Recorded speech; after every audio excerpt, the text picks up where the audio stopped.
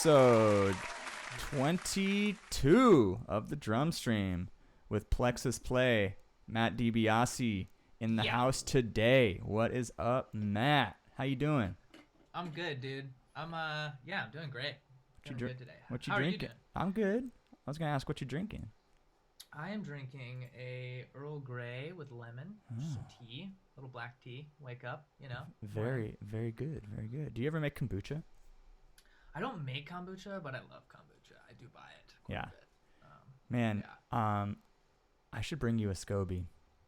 Oh, would you be interested in brewing your own kombucha? Both my roommate and I would be interested in a SCOBY. Okay, I can give you. I have tons. Too many, actually. Oh, very cool. Hell yeah. So, yeah, I'll try to bring you one next time. Okay. I should be down there on Wednesday. Anyway, enough about me. Let's talk about what's it for your day. What am I doing with my day? Yeah, we have you for the next 2 hours, but what about after that? Yeah, after that. Yeah, dude. So I'm getting ready for like a July 4th show in Austin, which is going to be really fun. My buddy, who I haven't seen in a while, is hooking it up and organizing like a house show out there with a friend of his. Whoa. So cool. this right before this, I was just running down the like full audiovisual set that I made for my album, and then I'm gonna practice this other shorter like 30-minute set that I have that has some of the covers I've done in it, and then I'm gonna be building some stuff for the show to like make visuals that are somewhat audio reactive for it kind of quickly. I'm gonna make some stuff where I can run the DJ set that's like pre-tracked and stuff in Ableton, run the audio through a visual patch, and it can like just generate some audio reactive things for each track.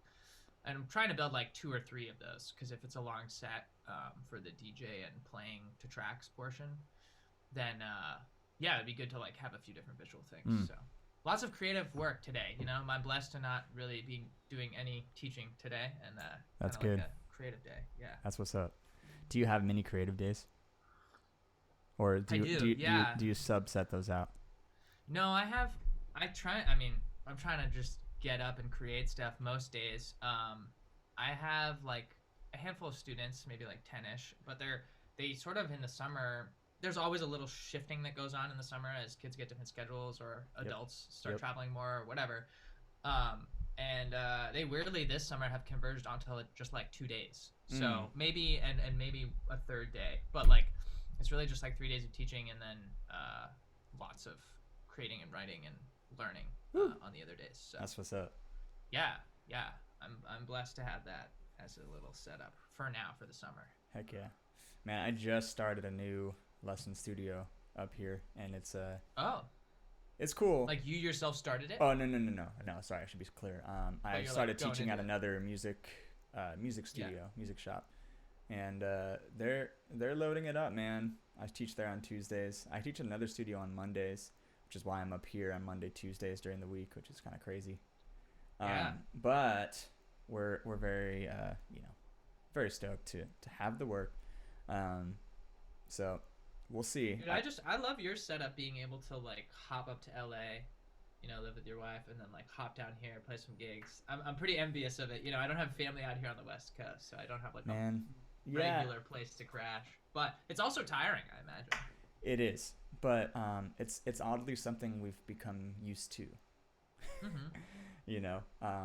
So yeah, Bex and I were we were living apart for her last year of college and her first year of, well, actually, like, we lived apart after I graduated college for like 2 years, because she was finishing up her last year at Fullerton, and then she had to do student teaching. That was crazy. And then she moved to San Diego, and then I was like, yo, I want to go to grad school. Let's move back to LA. And then gosh. Yeah, it was kind of crazy. Back and forth. Yeah, but so we're used to that, but we're mobile couple. That's never easy, like, but it is nice to have the support. Totally. There, Oh shoot, let's put the zoom back over there. All right, cool. Well, yeah, man. Let's talk about funny foodie things before we get to the drum news here. Funny foodie things. I The always real like to. essentials. I'm always down to talk about recipes here, and you were talking about you like your tea, man. Do you differ from black tea? Yes, I kind of do all the teas. Do you have like a But big like stockpile of tea? oh yeah, Oh. yeah. I've got like I don't know, probably like 25, 30 different kinds right now. How do you It's a prepare little your bit, tea? it's a little bit insane. I need to get like one of those thermally controlled. Well, okay, if it's like a tea time thing, I have like a nice teapot, like an Asian teapot with some Japanese cups that I like will get out and set up when other people are Like small over cups? and I offer it. Yeah, I like the little small clay cups that are really colorful. Yeah. I don't Yeah, I have some understand of those those. cups. They don't have Oh. handles and they get really hot. Yeah, that's true. Yeah. Well, the ones I have are pretty thick, so they don't get as hot. Okay, But okay. it's supposed to be like the two reasons they do it is you're supposed to have tea in smaller servings generally, and each wash that you do with the tea is supposed to taste different. So that's why they serve it in small portions and in Ooh, group. But okay. but the other reason is the actual like clay that they're made of supposedly brings out flavors in like really nice teas. So that's why they serve it What? traditionally in that. Yeah, Whoa. yeah. So as you use a tea, um, as you use a cup more and more that's made out of clay, it sort of ages like wine, and Wow. it is more capable of bringing out flavors in other teas, which is very weird and fascinating. Wow. I myself have not gone deep down the rabbit hole of like the setup, but I've just gone deep down the rabbit hole of like buying some stuff from Asia on this website called Yunnan Sourcing, and they have like really nice green, white. They have a purple tea, which was crazy. I didn't even know that existed. But then black teas and some herbal teas. The jasmine pearls that I got are like, that's Wow. probably my favorite kind of tea. It's Wow. really like I like floral. I have a sweet tooth, but the floral thing, as I've grown older, has sort of like become floral and sour have sort of replaced needing sugar rushes all the time. I like it. Yeah. Oh, yo. Greg's here. What up, Greg? We got Greg. Do you remember Greg? Yes. Okay, yes. good. I've been Y'all- chatting it up here and there with Greg. Y'all played at that LA crazy warehouse. weird show. Dude, that show was one of my favorite shows, honestly. That was like, a sick I show. rolled in, there were not like tons of people, but I just talked to people throughout the night, and then casually they'd be like, "Oh, yo, I gotta go up and play," and then they would just shred. Like everyone there was like an amazing musician that I didn't know, so it was just full of surprises that night. Yeah. Yo, it was a great Greg. show. Good to see you, bro. I don't know if you've. Well, I can say it. I've been following Greg, and I'm a big fan, big Greggy fan. Big So Greggy fan. very glad that he's here. Dude, his work with the OP1 and the drum kit is super cool. Dude, that show was fire. But I remember, Greg. I don't think I ever told you this, dude. I remember seeing Rob Ford Explorer in Standards and Plexus. Right, that was the show, and I was there because I was just like, yo, I want to see Standards. And then I knew Matt was there. And Matt, you had like just moved to town at that point, I think. Yeah, Maybe like a like you were month ago. fresh, you know. Yeah, yeah. And I was like, oh shit, I gotta go see Matt, because I remember right when I left, I was super bummed because I remember the memory that I have is at Rosie O'Grady's, and you had just been sitting in, and I think we just made this connection right then, dude. And it was like, yo, yes, you. At least in my Yes, head. you. Dude, yeah. Like No, that definitely. is good. This is good. And then I had to go and I was bummed. But so we had to make the connection again at the Yes. LA Weird House Don't Park on That Side of the Street show. Don't bark on the side of the street. But yeah, Greg, and then I saw Rob Ford and I was like, man, they're loud. No, I'm kidding. I was like, whoa, who the heck is this I was dude totally on guitar? blown away by This that guy group. has a Yeah. friggin' Squire guitar, and this dude is just rocking double kicks in like weird tempos. I was like, this is the true duo show, because That was like I was really just getting into like listening to math rock groups at that time. uh-huh. So like I had just found like some of the more mainstream stuff like Chan and Yeah. Polyphia, if you say it that way. Polyphia, I don't know the way you pronounce that. Well, band, but- Pellini, Pellini. Who do you? Polyphia, yeah. I don't How know. about but how about Covite? You heard Covite before? No. Oh yeah, I like Covet a lot, dude. I was just listening. I just added their songs to my like. I was on Spotify the other day listening to them. Shout yeah. out Covet.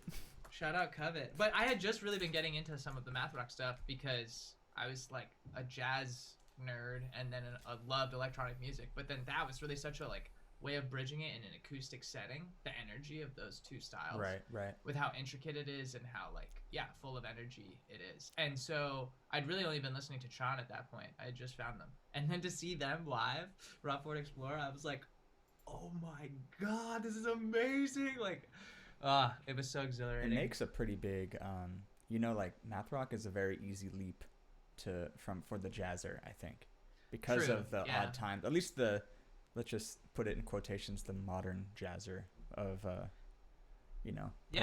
post 90s jazzer, I think easier to another remember. thing that really stuck out to me in particular about Rob Ford Explorer was how quickly they change like tempos or textures or anything like that. And like my music does that, but it's very pre-planned and sort of premeditated, and and it's like me playing with a computer a lot of the time. But to see two people just like crushing that level of coordination, I was like, damn, that is awesome. Beautiful thing. What up, Justin? Justin's here. J Squared's here. Woo woo. We're getting it, baby. Dudes. We're here with Plexus Play. Y'all know Matt DiBiase, the man with the vibraphone plans. Man with the vibraphone. The man with the vibe. The king of vibe. No, that's Shake Nature. King is a pretty big title. I don't think I can claim that. I think Gary Byrne holds that for eternity. We can do associate of vibe. Associate vibe. Secretary of vibe. Curator. Yes. Oh, vibe curator. That's a good one. Okay. If you're a vibe curator, you can you get a plaque. Mm-hmm. Okay, cool. So let's do one of my favorite segments as we get into it, which is somewhat bare today, but let's get into it. It's the drum news. Yes.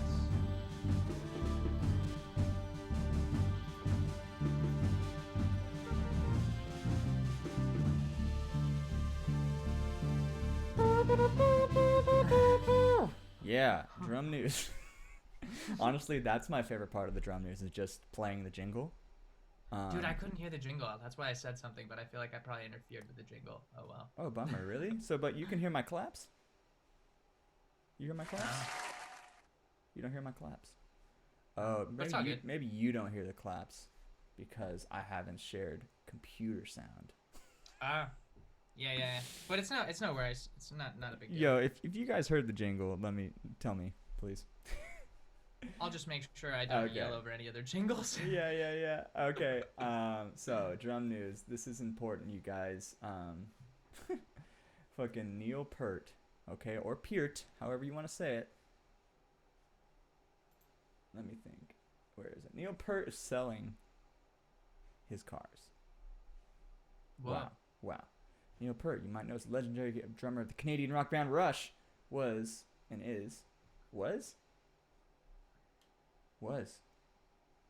Did he die?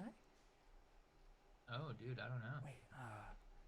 Okay, if he died, you guys, let me know. But he's selling these cars, which he dubbed the Silver Surfers. Dude, he died January 7th. Okay, that's what I thought. Dang. The late Neil Peart's cars are up for sale. He was known as one of the most technically proficient drummers ever, but he also amassed a pretty healthy car collection. Check him out, man. Wow. Dude, they're going for favorite. sale. I have to interrupt briefly just because the Wikipedia picture for him, he's playing a mallet cat. He's got one set up. He's turned over to it. He might not be playing it right now, but he's set up at a giant drum set. But then on his right is a mallet cat, and I'm like, yo, hell yeah, Neil Peart. Let's see. We're gone. That is so funny. Oh, look at this dude. He is right here. Damn. Yeah. Straight up playing the mallet cat. He knew it was good. What a weird guy. Oh, there's a bigger picture. Look at this dude. Oh, man.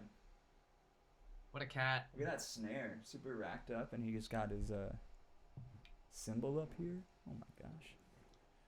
So, yeah, honestly, you guys, that's the drum news. R.I.P. Neil. Absolutely. Yeah. The drum news is super lackluster. The drum news locally, though, is that if you're in... Hey, Zoom. If you're in San Diego and you're going to the fair, I'm playing there every Wednesday through Sunday. Boom. with Juicebox, my band Juicebox. You can I'll put a little link. You can check out Juicebox if you guys don't already know.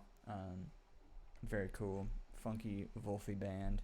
Playing every day at the San Diego County Fair. We're going into our last week, and it's kind of feast or famine out there for work for musicians. So we're very honored and stoked to have this work. Very cool. Okay, let's get right into it here, Matt. We have established our history. Now let's just talk straight up. Okay. Why the vibraphone, baby? What led you to the vibes? I guess like as a child, the vibes kind of chose me, but well, it wasn't the vibraphone at that time. It was more wooden instruments. I was playing marimbas and xylophones from like age 6. Did you play anything prior to? I took piano and mallet lessons for like 3 years together, and then I ditched the piano and went for mallets.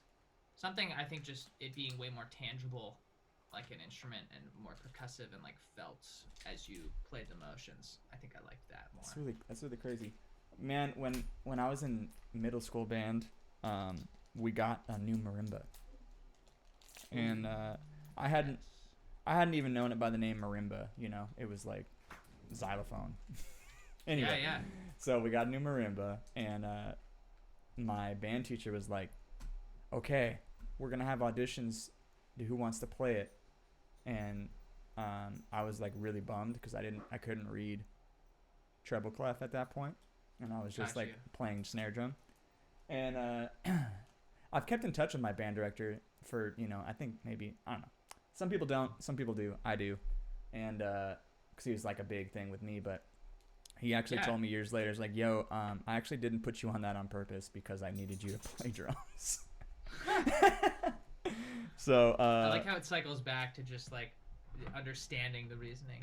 Yeah, and so had I went to marimba that year, I don't know, maybe it would have changed everything. Who knows? It could have, dude, but you'd probably be getting called for less gigs, frankly. So let's be real, yeah. Clap for the realness. Yeah, but dude, I don't know. The vibraphone, like I started doing more vibraphone in high school with jazz band. When I really actually started playing, and middle school, I was playing some jazz combo stuff in middle school. But it didn't really hit me. Like it was always a hobby for me in high school, and I knew I loved music so much, and I had to do it more. But where I grew up, it's not exactly like geared to the creative track, I would say, as much. It really fosters different kinds of tracks. Yeah, where did you grow up? I grew up in a suburb called Wellesley, just outside of Boston. 20 minutes outside of Boston. Boston, huh? Boston. Yeah. Did you ever grab the accent at one point in your life? I don't have the accent, but people tell me that when I say Boston, I say it like Boston as opposed to Boston. I don't use a deep O, I guess. Yeah, I'm not like Boston. I'm like Boston. I'm from Boston. And that makes sense. And they make I hear it. But yeah. When you think about it, I'm sure it gets a little more exaggerated too. Right. But yeah, no, I never really picked up the accent. Yeah. So that place is hard to be a musician, though, dude. I mean, I have very little experience because I came out of school and then I just came out here for a different job. But like, I've just heard from a lot of people there. It's so academically saturated. It's like a beautiful place to learn and like meet a lot of people. But I've heard that people are like, students are having their tuition paid for, so then they pay venues to like. There's so much saturation of music there with NEC and Berkeley that people are like paying to rent venues in order to play places. Which is like nuts. Damn, to me, dude. But that's kind of insane. That's a new version of pay to play for me. Yeah, right, exactly. Anyways. So let me just paint the picture here. You're growing up in Boston, excuse me, and and you're doing vibraphone and stuff through high school. Okay, the question is, did you gravitate to the drums first or the vibraphone first? Like was vibes and stuff, I mean, obviously you said this earlier, so you had piano and mallet lessons, so like when did you get to drums? Yeah, and drums. I started playing drums more seriously in middle school. I started taking lessons then, and then I was playing in the jazz groups that I played in middle school and high school that were just like the school groups. I would play drum set or vibraphone, and there would be like another drummer who was more the primary drummer, and I would occasionally play in on other tunes. Got it. Did you have any Yeah, other bands outside of school growing up? I had, frankly, I didn't have and write music with a lot of bands. There was a combo formed out of the guys in the high school big band and a combo formed out of middle school stuff. But I wasn't doing like gigs and creating my own original music much then. What I was doing was my mallet teacher was like super gung ho for getting really cool opportunities for younger students, and we would play like San Diego, or not San Diego, Boston Symphony Hall has a cartoon fest that they throw like every summer, and she would get us on this gig to play in Symphony Hall with cartoon music like as a backdrop. We would play cartoon stuff with xylophones and marimbas, and that was super fun. She got us an opportunity to record at WGBH in the studio there, doing some like Oh my god. yeah. So she was like really great about getting out and getting experience with her students. And she also pushed people pretty hard. So I loved that element of growing up with her. Who was as a teacher. who was your teacher's name? Yeah, her name was Sarah Tenney. She teaches in Weston at Rivers School Conservatory. It's like a prep. It's like a conservatory prep school for people who I guess show young talent. But I was just doing public school stuff in my next door town, and then the whole reason I started with mallets was because my cousin had started it with her in the next town, just taking private lessons, not at the school. And then my aunt was just like, yo, you should throw your kid at this too. Like, mine really likes it. It's fun. It's a good hobby. It's, And so my mom just threw me at it, and I stuck with it longer than she did, my cousin. And by the time I was in high school, I had that muscle memory just kind of like drilled into me from a young age. So it was great. Wow. Yeah. Very clutch. Very cool. So, sportive family. Ooh. Mm-hmm. Hey, puppy. Yes. Were your parents musicians? No, my dad is one of the most like creatively inclined people I've ever met, and he, like, I would say almost works harder on being creative than I do sometimes. It's like inspiring in that sense, but he has no training. He plays guitar, and I just showed him how to use Ableton like a year and a half ago, and so he's always recording soundscapes when he's outside and like tracking all these ideas. He also writes poetry, so he's like sending me these things to listen to and give feedback on, which is awesome. But he doesn't like gig or know anyone in the industry. He's like entirely insular and just does things solo by himself. And then my mom, but he has like a bioengineering degree too, so he's doing life science work.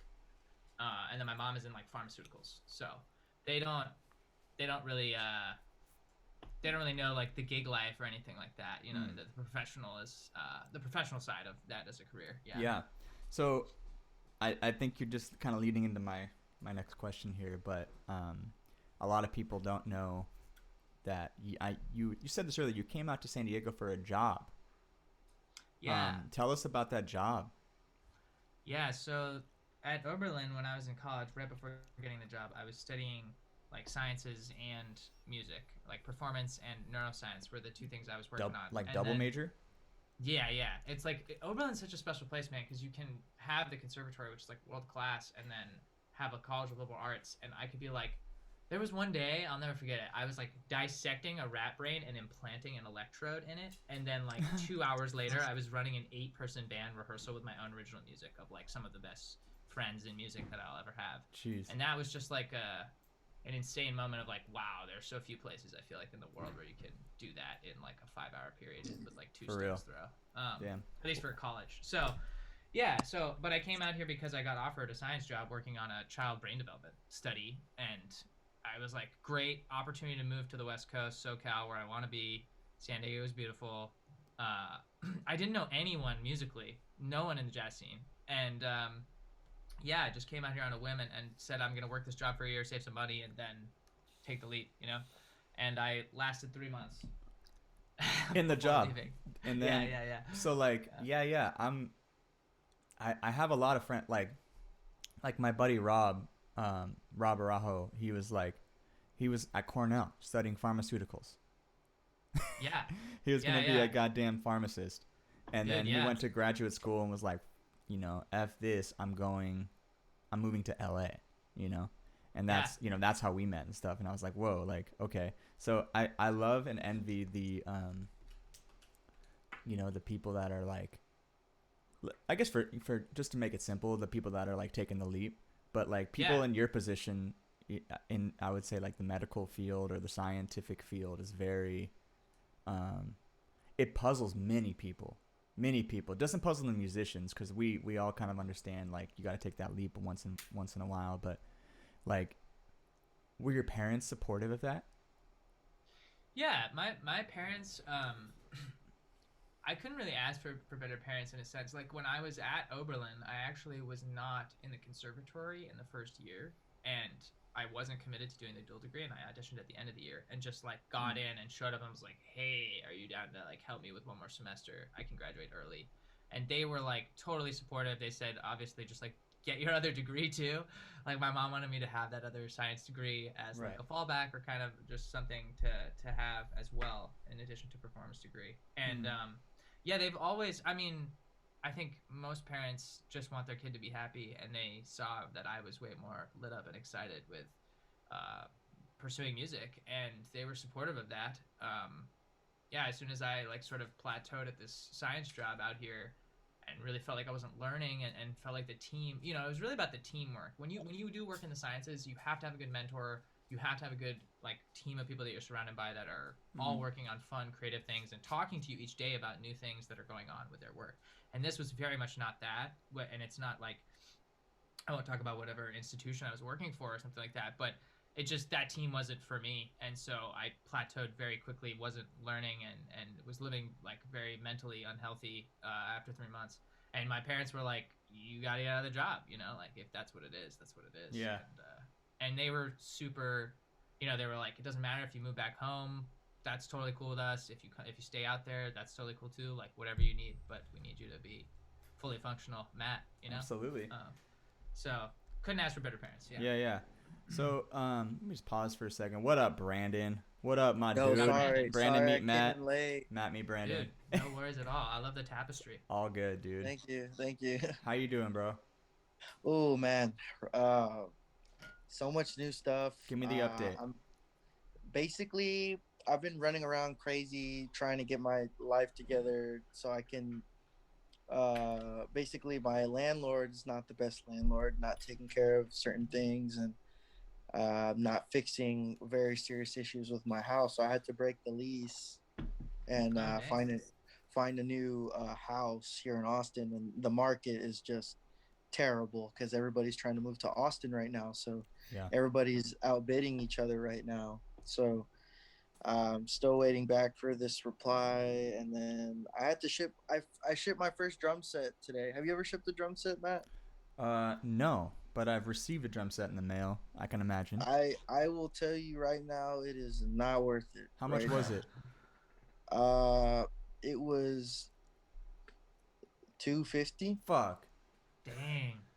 No, it's Fuck, not worth dude. it. It's not worth it, man. Bro, It's not worth it. you know what? A hack for that is you gotta find a drum like a company. Like for instance, when I ship my cymbals back to get modded from Reverie, Hmm. he lets me use his shipping thing. So like it makes it.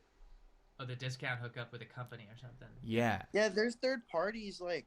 So I was gonna use this thing called Parcel Monkey.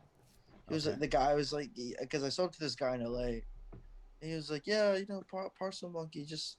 And I was like, me all stupid. I was just like, yeah, I'll pay the shipping. If you're gonna pay me 600 flat. And he was like, oh well, if I pay a little less, Mm. you know, it was just it's just these vintage drum guys, man. You sold the These vintage. Rogers? I sold the Rogers, yeah, Dang. and I ended up losing a little bit more money than I wanted to, Fuck. and I know Mans is gonna flip it. And the thing is, it sucks because he was trying to. I'll just sort out the drama real quick. It wasn't that big a deal. So he buys it. I get sick, and then something happens where there's like a hole in the wall, and there's like a whole rat problem going on because my neighbors have a junkyard in the back. They don't take care of the yard, so a lot of unhealthy things happen when you have a bunch of trash, right? And that's Absolutely. what happens when you live on the east side of Austin. So like people are crazy out here. So I'm like basically the guy, I wasn't responding to the guy because I had to find another box because I couldn't fit the drum heads with the kid, and then I was telling him everything. I wasn't trying to scam him. Yeah. And unfortunately, he started. He was like, "Oh, this is ridiculous," and I felt bad because I'm going through. My landlord sucks, so I'm going through a lot of weird house stuff, and I haven't had like I'm like pressed because of that, and like I was getting pressed over the drums, and I was like, Mm. so I went through that company, and they ended up coming a day early when I wanted them to come on Monday. They came on Sunday, and I have to get a refund from them because they just, I don't know, man. Shipping drums is not fun. Jesus. I'm sorry I had to go through that, bro. No, But it's okay. I mean, it's a learning experience. Like, and like I said, like, the money helped a little. I didn't make as much money, but the money did help. But I'd rather order drums any day. You know what I'm saying? So, absolutely. but yeah, the market is crazy, man. For that kind of stuff, people are like really aggressive when it comes to vintage drums, man. Sure.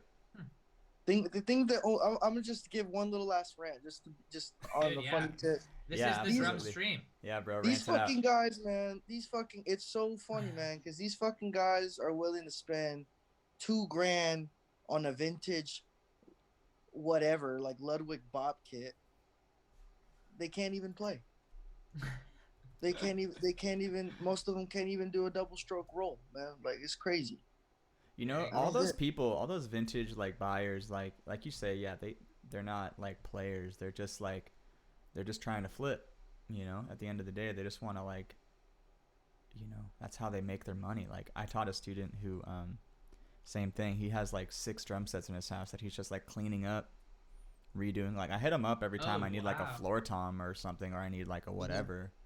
Like, cause mhm. he's got one, or he'll send me like offer up links, bro. I'm like, oh geez, like there's just cats out there that are just like super about like their notifications for like Roger or whatever, whatever company. Like Yeah, they use all their offer up notifications and they check that shit like on the regular, day Wow. and night. it's aggressive, man. It's aggressive. Yeah. Like, I mean, I get it. People trying to make a living, but it's like, man, like, what about playing the drums, man? Like, damn, like, you know what I'm saying? I To Totally. mean, be that's why you forgiving. grab that like, that player kit, rather than that like vintage fucking club date, you know. Yeah, yeah. Damn, dude. I'm about to look up my Rogers bass drum, my like 50s like 12 by 18 on eBay, and see what that shit's going for because I can just get that guy to buy my bass drum, There aka was buy my one, new drum kit. dude. If you had one mint, bro, I've seen the 18 by 12 mint in the Onyx. The Mm, black with the ripple, with the white with the black ripple or whatever. yeah, It looks like a zebra. yeah. 5K, something What? stupid like that. Jeez. Yeah, mine's not mint, dude, but mine doesn't even have a badge inside. Some people like have looked at it and be like, yo, that's not a Rogers. And I'm like, yo, look at the tom mount, dude. It says Rogers. Fuck you. Bro, it's like people forget that a lot of people neglected those drums. Mm, That's why they're so expensive because anything that's that old and mint, it's like yeah. for a K. But yeah, sorry that's what I'm on. I've been dealing with BS for like the last 2 weeks. It's been crazy. But Dude, I'm glad hopefully, you're here. I'm glad you're through it. Yeah, we're glad you're yeah, here, bro. thank you so much. Dang, I found a vintage Rogers bass drum 12 by 14 or 22 by 14. $110. Come on. Wow. That's not bad. That's drastically different from the prices that were mentioned earlier. Have not found my bass drum, no. It just depends on the size. 18 by 12s, that size is already rare. Like they don't really make that bass drum size. Uh, We've Right. talked about it before. So anything mint condition from like 70s, 60s in that size is gonna run you a lot of money because there's collectors that want to get They're every trying to single piece size. them together. Yeah, they want to get every single size in a certain wrap or finish Mm-hmm. that's mint, that's like not damaged at all with all the original parts. And like, I mean, at the end of the day, what does it come down to? Bragging rights? It's like, bro, can you play? Yeah. I'm like, bro, can you play though? Like, what did I don't know. You That's should, bro. my, You should on every post from now on. You should be like, send me a video of your double stroke roll before you inquire. Serious doublers only, dude. yeah. Shit, yeah. If you can't hit me with 2 bars of double stroke roll to 2 bars of paradiddles, that whole sequence twice, then Yeah, fuck we're, off, dude. we're not. Absolutely. You're not gonna happen, dude. Man. I feel Yeah. bad, man, because I think man's really thought I was gonna scam him, and I felt bad because quite, that's an ugly feeling when someone's talking to you like, man, like, you're gonna, this is ridiculous. Like, Mm-hmm. why are you taking so long? It's like, bro, I told you, like, I've never done this before. Like, and you told me to Right. go through a company that let me down, and This now is the I'm one I have, dude. This is thing there any, right on the top. I should just buy this one though and replace mine because mine's all super like rusted. But oh, dude, yeah, they get rusty so easy. Rogers, it's right there. That's on my kit. Anyway, that's done. Okay. Well, fuck selling and shipping drums. Actually, selling drums is tight. Shipping drums not tight. All right. So let's grab in. Let's bounce back in. Matt, you quit science, not quit science, but you've pursued another path. Now you're on this music thing, which I've been fortunate enough to watch from the outside, looking in, and it's very very cool, man. Thank you. I feel like having listened to your music and having seen the show, it's crazy. I've seen your show. I think I've seen your show like, I mean, if you count the Rob Ford show, most, honestly. I mean, I have a shirt. I think I've seen you at Backyard Party with. Wait, did you play this Backyard Party in LA? Right? Yeah, with Jake. With Jake, right? I've seen you then at the Don't Park on That Side of the Street show. Yep. And Black Cat. Black Cat.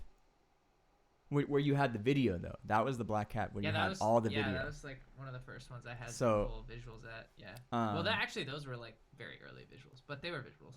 Yeah. Well, I think that was the night that you said you actually had a visual for every song at that point, even if it was just like a picture, like a GIF going or something. Yeah, it was just something short. But now they're full. Yeah. They're So like full 3D animated things. So. I'm sorry. How's your visual rig set up? It's really not. I'm working on having things being more MIDI reactive live in the future, but and I guess we'll talk about that too probably. But right now I'm using just like creating music videos in a 3D animation software and then rendering them out, and it's basically like playing to a movie. Oh wow. Yeah, and then I trigger the audio at the same time, and they just run in parallel. Oh, that's sick. Yeah, and it's like a full hour and 10-minute show. Yeah, I think awesome. It's crazy. You said so like maybe can you like guide us through like what it's like just to set up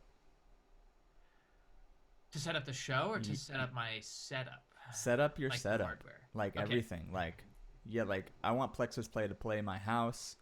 Oh boy. What are you bringing, and what power do you need? And dude, yeah, wait, I actually have I feel like the fastest way to do this would just be to do you have a writer? Airdrop. Yeah, to airdrop this to myself and then to just show it to you like with my phone. Hold on. Well, you could just show it. Yeah, if you want to if you can send it to me, I can bring it up on here. Oh. Yeah, we could do that. But I feel like, hold on, this will just take a second. I think I'll just probably hold it up and talk first. All right. Or I can send it to you if it doesn't work, but let me see. Hold on. Yeah. All right. So this is what the live setup at least looks like. Hold on, let me hold this and then I can. Okay. Yeah. I see a mallet cat. Like so the mallet cat is out front, and then the I usually like to have a monitor, but it's not really required. But the mallet cat goes up front, and then I have my MIDI keyboard hooked up to my laptop as well. with the interface, and then there's a short throw projector that sits right behind me, and that throws out to the wall like 14 okay. feet, 15 feet, Mm-hmm. and that's generally how things are physically set up on stage. And there's a mic too between the keyboard and the sound for the Malacat. Yeah. So that's generally how that works. But in terms of the actual setup in live and stuff, like there's like 40, 50 different virtual instruments that get turned on and off at different times, and you use instrument racks in Ableton to like route those to be turned on and off at the right times. And yeah, I just had the tracks rendered out as this big back-to-back thing, and then I rendered out that audio, like a huge 50-minute, hour-long set, throw it into Premiere, and then like go and make all the visuals and make sure everything's lined up, render out the video, and then just trigger them together. So what were some of your inspirations to like create this show? Dude, yeah, I would say the big turning point for me was in my senior year or my last year, my fifth year at Oberlin. I was only a student for one semester, and then I was kind of just living on campus and working on an album, 2 albums actually, in the second half of the year, not as a student. And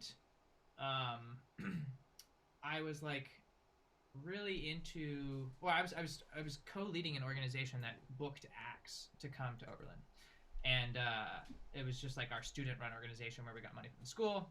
Got a little bit of our tuition back in order to spend it on some cool acts, and we kind of voted as a department on with the students on who we wanted to come.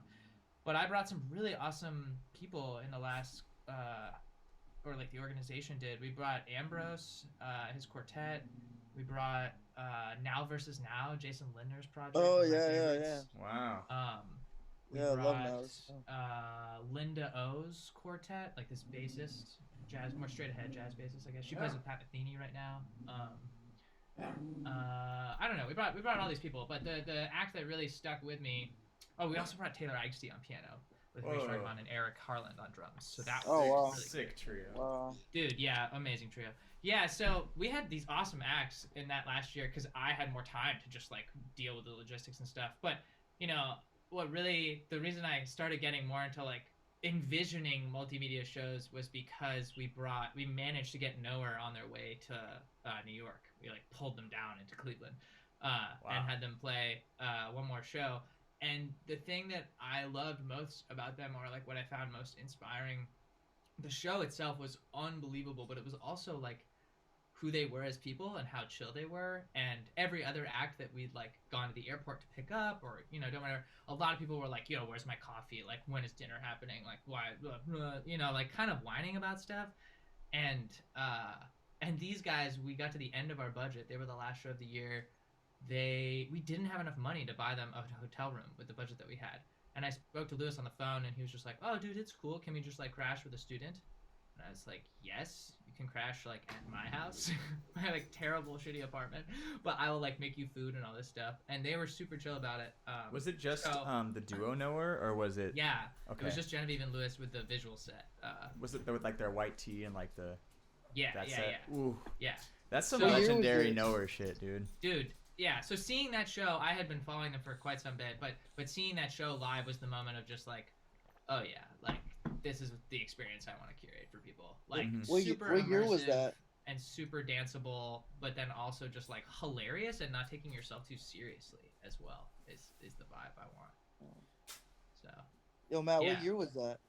That was 2017. Long time ago. Yeah, and crazy enough, like after I got out here, I quit this job and stuff. They invited me up to LA to open for them at a show, and just started some like wheels turning in that department. But I would say Nowhere is a really big, like in terms of presentation and full concept of show, like Nowhere is a really big influence. Someone like Zed, which is like a much more mainstream electronic artist, but I know I am like vaguely acquainted with a guy named Gabe Damast, who's an amazing animator, who does work for Zed and basically makes all the visuals for him. So that, just like having that on my radar too. And I met him at that house show, Matt, in LA, like for the first time. Oh, cool. Yeah, so it's just kind of these weird gears that get turned spontaneously, such as life. But Yeah, those people are big inspirations. And then like someone like Anomaly, probably in terms of production and intricacy of the arrangements and changing sounds dynamically in a set. That was also something that he really inspired. And he has this whole thing online. For those of you who want to use Ableton in live performance, can't recommend checking this out enough. If you have a lot of instruments to manage and your CPU is like dying, there's this whole way of setting up the instrument racks where the instrument rack itself only routes MIDI to all the different track instruments, and that saves CPU because Ableton manages CPUs like track to core. So if you load like 20 instruments on a single track, it doesn't. It hates that, and it does not operate very well. So you have to space it all out. And there's this video where Anomaly or Nico like talks it down. So Cool. shout out to Nico for like doing that, and definitely recommend checking that out if you have tons of instruments in your set. Wow, man, Well, that's interesting. that sounds amazing. I'm glad that because I always wonder. I mean, yeah, like groups like Anomaly and groups like yourself and Nowhere, they always have these. They're playing a MIDI instrument and always changing instruments, and you always wonder, like, man, like when I saw Jake's show, it's like that was the first time it like clicked with me, and I was like, for everyone that doesn't know Jake, it's Button Masher, wonderful, also Overland, alumni. Yeah. I believe you can call him Doctor now, right? Am I correct? Dr. Silverman. Okay. Yeah, from USC. So, anyway, yeah, Jake, when I saw him play, gosh, I think it was at your house, bro, right? Yeah, I threw a fall thing. Dude, that was the last time we really had a hang here. I want to do another one this fall if the COVID cases stay down. Yeah. That was sick. Anyway, so when I saw Jake do it, and I just saw him changing all his, or for that matter, not changing anything, just fucking playing and knowing when it's going to change. That was dude, like, whoa, best. Dude. It's the best. You can just focus on being creative. Like, it's not really having a setup, essentially. That's what's beautiful about it. Yeah. Yeah. So do the instruments change like on a clock, or how does it work? Yeah, so because the whole set is videoed out and timed and like pre-programmed, all the instrument changes are pre-programmed with the tracks too. Oh, that's sick. So it's like an automation that you write in before you play the set. Yeah. In Ableton, you just automate all the instrument changes. There's like 40 or 50 in my set right now, and like I'm playing drums in an A section, and then I'm playing a synth solo in the B section, and it just like I don't have to do anything. I just remember where the drum pads are. Oh, that's sick. Yeah, no. So you just remember the performance, right, the physical movement, rather than looking at your computer, and then it's that's sick. That's super sick. Yeah, it's definitely the way to do it. So something that I'm sure anyone that's a fan of Plexus knows, maybe the people that are here that don't understand what the heck's going on. You use this instrument called a mallet cat. Can you like give us the short explanation of what that is? Yeah, it's essentially just a really expensive, bigger MIDI controller. But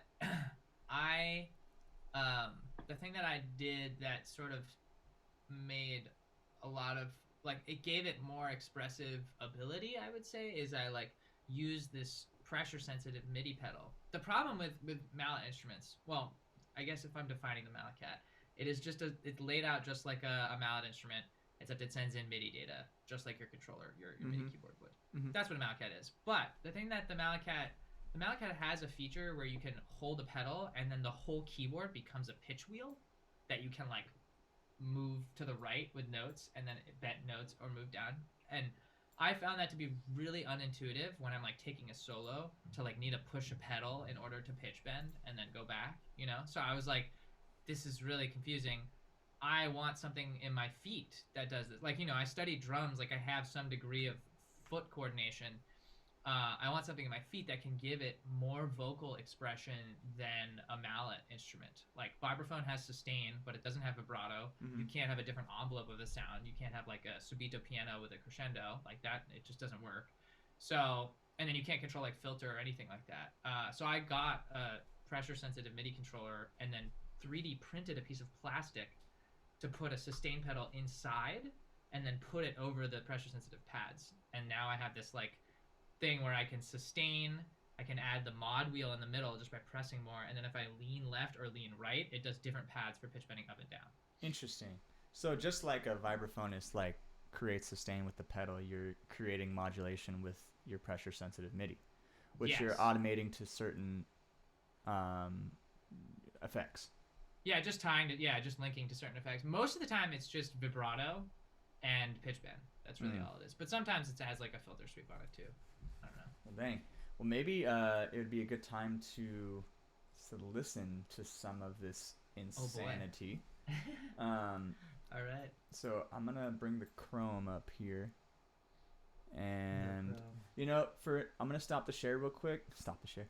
I'm gonna stop the share real quick, and then I can get the computer audio in, and then I'm gonna share again, and then I'm gonna share sound, and then here we go, and we're back up. Cool. Boom. So this way you can hear and make sure we can comment on that. So I have this up here. Why don't you tell me which one would be a good thing to Oh boy. to show? This is just on your homepage. Maybe Maybe probably too much input would give a sense of like how the visuals and the music work together. Probably the best one. Alright, let's peep it. Yeah. It's time to get up and start your day right with your team. It's always best to eat healthy, hydrate, need caffeine. Focus your mind on your breathing slow and see where you go. Find that space so you can let go. Quiet, tranquil, in full flow. But as you open your eyes, your mind begins to see all of the interesting updates, like shares, posts, retweets. Suppress the drug of distractions or you'll trigger the driver. Fake news, it's too tempting, can't refuse. Open my phone and there's too much concentration, too much devastation, too much overflowing, too much endless knowing, too much mind exploding, too much time keeps going, sucked into their content vortex, ruin the different vortex, saturated with data, human mind becoming biggest machine learning overturning our lives, and it is disconcerting what the future holds. Is changing ground for pockets, contemplating frantic, searching overworking, in the nostrils of blood from simulation, or tune into reality and find your inner force. This daily cycle repeats, and if you're conscious of the path, 17 words is the best path. Slowly flush out jam crap, but I still want that sweet dopamine rush through my bloodstream. Video cast, dehydrating parents, somewhat cute and fluffy likes and loving real life fuzzy sponsor and an access essentials. Coverage is fast stored inside an endless network, stealing your mind forwards, network synergy like WhatsApp, busy saving time and guaranteed.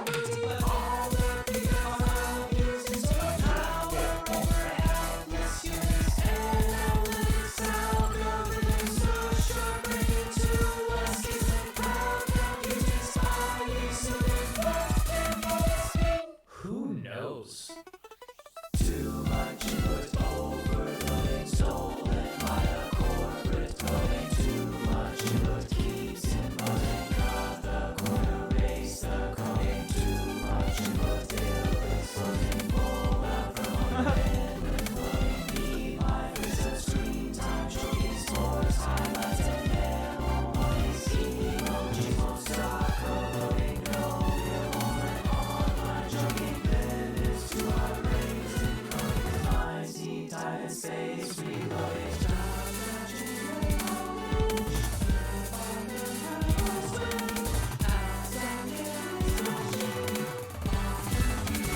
It's time to turn on that airplane mode and rid your mind from all the info shoved down your retinas. Walk online, you gotta stay optimistic and refuse to be reserved. Disturb, stay creative, feel superb. Goddamn. A really Fucking- good video. Fucking A, bro. There's so much like crypticness in there. I love it. Good But like, message. yeah. Whoa. So okay, I have so many questions. Oh Firstly boy. is like, what part of those animations like? Okay, my simple question is, do you animate everything, or is that some of the human, like the zombie things? Like, are there like stock images in this animation software you use that you can like manipulate? Very good question. Yeah. So there are the way like I've only been studying motion graphics for about a year and a half now, like in that software. But Mhm. the way I understand them to work is there's a very easy like if you subscribe to getting the software, you can have access to it and make a lot of really cool basic stuff. And there's a lot of nice tutorials and techniques for learning like how to generate a shape, how to apply a material to that shape, how to animate the shape, Yeah. and then how to light the scene and make everything around it and export it. Uh-huh. That's like the general workflow. And yeah, the zombies, as you mentioned, Right. With the like for TVs on the their heads. yeah. So the thing with like what aside from these more abstract just like geometric things that you can do or you can model very basic things like the TV I modeled, I just made it and then put it on the human that was also in the video. A lot of times I just put it over his head. Mm-hmm. But the thing that enables you getting more like human motion data, it's just Adobe has this thing, like the Creative Cloud Suite company has free like FBX data. So FBX data can contain all the motion graphics data for joints. And Okay. you can like what I did is I took that male character, I put the TV on his head, and then you can upload that 3D model to the platform online. It's called Mixamo, and then they have a ton of stock animations. And then Right. you download Like those animations, you running link or them. zombies or Right. like jumping jacks, for Yes, instance. they're more like or... video game like based, Yeah. But my music works with a lot of video game type themes. But there's like I'll show you something. I'm gonna put out a new video too on July 1st, and I maybe we could tease a little bit here today. I'll just play a portion of it, but yeah, it's just you can get FBX data. They the complicated thing that you normally have to do in the software is rigging a character. We have to go define every joint, and then you have to animate the joints, and it's like it's this whole thing. And if you really want to be a character animator, you got to study that, but I don't. And Yeah. you can just auto rig it on this online thing and then download those but you do have to string them together and position them properly so that if you have like one dance move going to another dance move, you have to like link them in time, make sure they look good, overlap the joint data so that it looks natural. You do have to do all that editing. Yeah. Dang. That's that okay. Well, that seems simpler than I thought. But yes, that it is much simpler than you think. So like, I think all the ideas on this video are so like creative. There's definitely a lot in there. Clever. I mean, the whole point of this video is like information onslaught. That's the point. And like it just doesn't stop, like recording this vocally, I had to do it in chunks because there's nowhere to breathe. It's just like complete constant input. But yeah, I wanted the message to be one of positivity, one of getting off technology when you can. Yeah. Staying in that creative flow state. Of course, there's some things that are not exactly PG in the video, so it's kind of sometimes I get hired to play something because people like visual things, and I'm like, okay, are they gonna be like young children at this event? Because I can't necessarily just like blast this like graphic scene onto like a giant wall. Yeah. Young children around, but yeah. I was gonna say something about the animation stuff. Because I'm gonna have a 3D animation for like, what is it, like Spotify Canvas and my record. Oh yeah. Like and stuff like that, and it's basically gonna be me like, because the album is soccer team, it's gonna be me juggling a ball, kicking a ball. There's gonna be a lot of animation of me doing that. Cool. And I was gonna say, like I liked how you were talking about. Was it FXD? Is that what you said? Cinema 4D is the one that I use for the 3D stuff. Yeah. Well, there's I forgot my friend. FBX is the data FBX. type. Yeah. Well, my friend Ghost Rank, he's an animator too. Cool. He's done work for. Have you heard that guy that bases cartoons? No, I haven't. I'll Yeah, I have to know check that it out. guy, Ben Carr. So did you see his new album cover? Mm-hmm. So Ghost Drink did that. But what he's gonna do, there's this website where they have a bunch of that data, and you literally can rip like old FIFA mocap data. Oh, nice. That's Yeah, cool. and he showed me Dude, that's perfect. he could put whatever character that he's rendered and get that information, stitch it together, and the Yeah, yeah. character that he animated has that motion capture data, and then Exactly. it can Yeah, dude. like it's crazy. It's crazy. It's kind of like when people try to get free samples or Sure. Yeah, whatever, yeah, like yeah. free little audio samples for Yeah. like There are free whatever. motion Like capture data sites out there. Yeah. yeah, it's crazy, right? It's crazy how You gotta it dig though. Yeah. Yeah, And sometimes typing things in, that the first 10 links you're gonna see are like paid Google. trash. It's trash. Yeah. It's Or no, they're just not- like trying to get you to pay for a subscription service to get that FBX data or charge a lot for it. But if you just know the right places to look, I definitely don't. I mean, I just found the Adobe thing and everyone was using that and doing tutorials for it. So I was like, all right, this would be easy. But I don't know the deep inner machinations of FIFA FBX data. It's the same thing like, Jake Buttmasher would talk about this plugin that enables you to go to Nintendo's website and download any sound for any game they've made, and you can load it into the plugin and like just have it as a sound. Oh wow. So there's a lot of these little like gems that you just have to find online. Yeah. Man, that whole world, it just kind of floors me. The fact that that's all just like it's a plugin, or it's like, yo, I want to download someone running and float And that map into it. my thing. Yeah. Yeah. It's just like It's pretty nuts. I have enough trouble doing the goddamn fucking zooms on Final Cut. Dude. Yeah. No, it's a gnarly endeavor, and I'm like, yeah, I'm grateful that. Well, frankly, when you're a vibraphonist, and this kind of goes back to theme of the day, I guess, but it's just like I'm not getting called to do as many things. So it's like, all right, what am I going to do? I'm going to invest time in learning new creative skills that just make my artistry more interesting or more, Sure. I don't know, like full picture, What are So yeah. Yeah, with that, let's kind of riff on that a little bit. What are some of your, other contemporaries doing? I see people like Chase Jackson a lot doing Totally. He's not quite going the digital animation route like you are, but he's Right. certainly going the multi-instrumentalist producer route. Yeah. And Yeah. and who else has? I mean, other vibraphonists out there. I mean, There's a they're vibraphonist. far and few, man. But like the Nick vibraphonist- Mancini, like is doing his Yeah. own thing. What's up, Matt, Matt?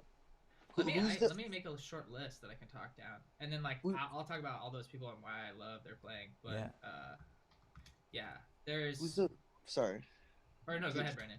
I was like, who's the vibraphonist that made that record with Marcus Gilmore? Oh, Joel Ross. Probably Joel Ross. Yeah. That dude's goated. Absolutely. Yeah. Joel Ross is, I feel like, on the pure side of the vibraphone though. Like he's like playing vibraphone. Yes. Very, vibraphone for like sure. Stefan Harris. And like Right. Yeah, Stefan Harris. Yeah. So that I guess like the four Gary Burton. people I really like am up to, or I don't know, not super up to date with, but like checking out. Actually, there's one more. Chrome There's five- Sparks. Do you five remember people. Chrome Sparks? Did that influence you at all? Chrome Sparks. That was the That's a first producer? band yeah, a producer slash. It used to be a band, but it turned into a producer. That was the first time I saw. What is it? The cat. Yeah, the Malcat. Yeah, that was the first time I saw. That was like back in like 2013.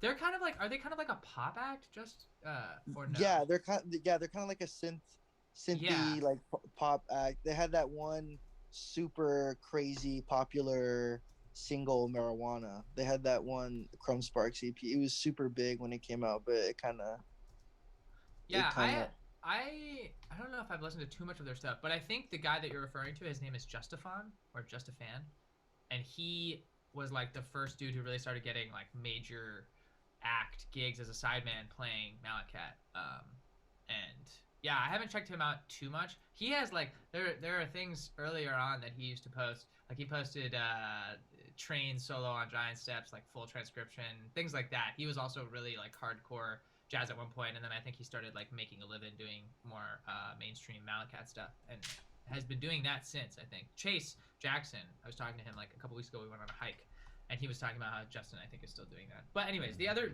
people. So Joel Ross is one. The people that are like my age group, roughly my decade, that are coming up. Joel Ross is like just pioneering like I would say like new modern jazz sound with the vibraphone, and he's got such a rhythmic approach to playing that I really love, and then he's got such a good understanding of the piano and harmony and writing. So like in terms of someone who's totally like on the modern side of jazz music and making really beautiful stuff with this alto saxophonist Emmanuel Wilkins, those two guys like go a long way back, I think, and they're just like a crazy dynamic duo. So yeah, Good Vibes is his group. The other person who's way more like crushing the jazz side of things is this guy Simon Moulier. One of like in terms of technical proficiency, like up, I would say I've seen like Gary Burton is at the top, like the OG, the GOAT for sure. But Simon is really not far off, and he plays with pickups, which Gary never really had the opportunity to do as much before he like retired. And he gets crazy amount of facility out of the instrument. It is insane. He has this one video where he's playing octaves with the top mallets, and he's playing like bebop lines like a piano player would do with octave hands, like Oscar Peterson style or something. But he's doing it with mallets in his hand, and I've never seen anyone really able to do that. He also uses the atonal bars in between the black notes on his setup, which is cool. Yeah, so those two guys are doing like straight ahead, but like new jazz music, but much more like the combo traditional setting. And then the two guys in LA that are doing newer stuff is Chase Jackson, who is one of the best multi-instrumentalists I've ever met. The dude can play anything. He plays guitar, bass, a little bit of drums, and then vibraphone. But he's like string instruments and vibraphone, and he also plays keys. He has this band called Wake the Wild where it's like him, a drummer, and a pop vocalist, and he's literally doing like everything. Like he's playing Malacat for a section. He has the bass on his back, like flips it back up and starts playing the bass for when the chorus returns and stuff. He's crazy talented, and his also the thing that I would say out of all the vibraphonists right now coming up, like he has I would say the most firm understanding of production. He just released and produced a lot of this album for my friend Aaron Janik, who's a trumpet player in LA, and it's got like over 5 different drummers on it. A bunch of different vocalists and a bunch of different instruments, and he made everything sound so cohesive. There were over like 40 people that contributed to the album, but he totally kills all the production, and he's really into like, because you have pedal boards with string instruments like guitars and bass, he applies that to the pickups on the vibraphone, so he's also one of the people that's like most into that. Last couple people would be Jake Chapman, who's really great. Like he's been doing a lot of his ability to arrange and dampen, like do dampening techniques on the vibraphone, is like I haven't seen anyone doing it as well as him in a long time. And he's really young, like he's my age, and which is like 26, 27-ish. And then yeah, he's got a really good understanding of like kind of like ragtime piano playing, straight ahead jazz piano playing, and all the inner voice motions from that. He really knows how to execute well on the vibraphone, which is a hard thing to do, because when you're doing inner voice motions after like planting 2 notes, you can just keep those fingers held on the piano and then move your fingers in the middle. But with the vibraphone, everything is sustained, so you need to dampen any note that you like move from and go to a new one. And he's really good on that front, and then also an amazing improviser. And last person would be Sasha Berliner, who's this really great New York-based. She comes out to LA too, but she's recording albums with. She just recorded this new album with James Francis and Marcus Gilmore is on a couple tracks, I think, in New York. So she's really like engaged with some of the more like the heavy hitters in New York City, making also like modern, in the same vein of Joel. I would say Joel Ross. But she has a really nice textural focus to her music. She has lots of different soundscapes. Joel's is more just like human interaction, like Blue Note record style, and Sasha's has this like full picture, somewhat political statements sometimes, and like storytelling element to it where she uses voiceover sometimes, or she's just like a very eclectic producer, I would say, in that sense. But she also does pedals and stuff like that too. Yeah, so those are like, that's the rundown on modern vibes players. Heck yeah. Is there anyone you feel like inspires you more than the others, or anyone's sound that you really dig that you're trying to, Ooh. I don't know, maybe not steal their sound or anything, but like ones that you say like, yeah, man, like that's what a vibraphone should sound like.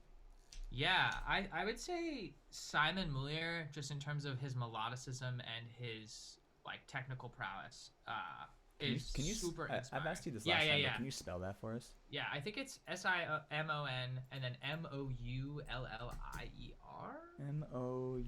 Moullier. He also just put out an album. There it is. It's in the chat. Dude, there's this one video too. Maybe I can find a link and put it in the chat. But yeah, he's just like, in terms of being inspired to play the vibraphone and really develop more of a sound on that instrument, he's probably the primary inspiration I have. And then yeah, I don't know, in terms of electronic mallet playing, Chase does a little bit of it, but he doesn't have the foot pedal thing. Not too many people have the foot pedal thing, so I'm like looking for new avenues with that, but it's more just coming down to like, what are people doing with MIDI that's creative, because then I can do that with the mallet cat. Right. Because the mallet cat's just, I mean, like you said earlier, but it's just a big old MIDI keyboard that looks like a way that I know with my muscle memory, but it is just a MIDI controller. Yeah. Which is fine. I think it's all about just how you use it, man. You know. Exactly.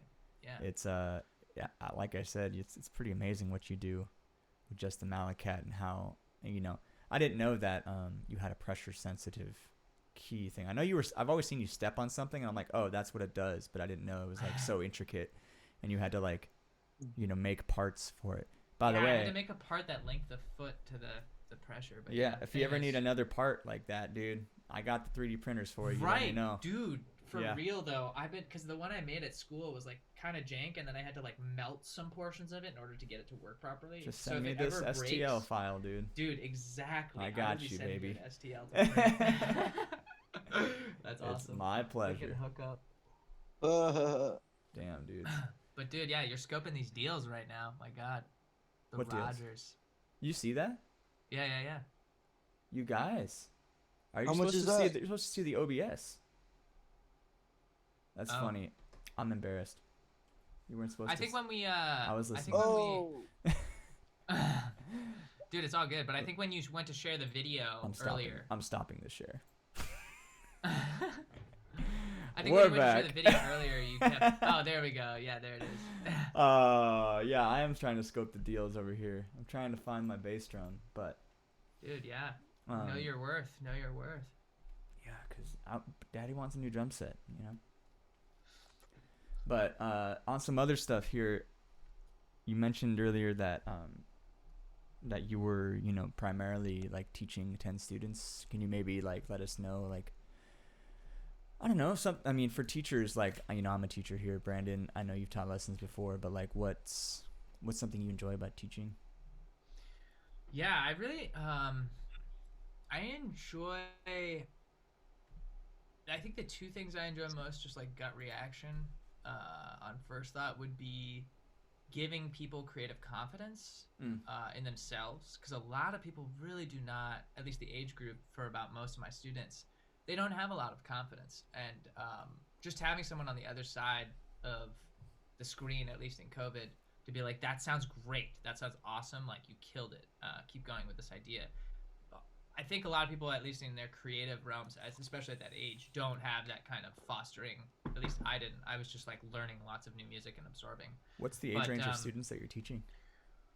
I have, dude, it's actually kind of crazy. I have like one 6-year-old who's just been killing it, and I love teaching her because she grows so much, like every week. And then I have more, like most of my students between like 8th grade and seniors in high school, and then I have 1 or 2 college students, a 65-year-old piano player, a 50-year-old vibraphonist, and then like occasionally there's people from abroad that hit me up. Like I was teaching a student in Italy who's just found my stuff and like virtually we just did some composition together, and I gave him some feedback on things. And those are like my favorite students to have, who find you through your passion Mm-hmm. and just like contact you regarding that. Like, hey, I want to do this. And it's like, Absolutely. great, I do that.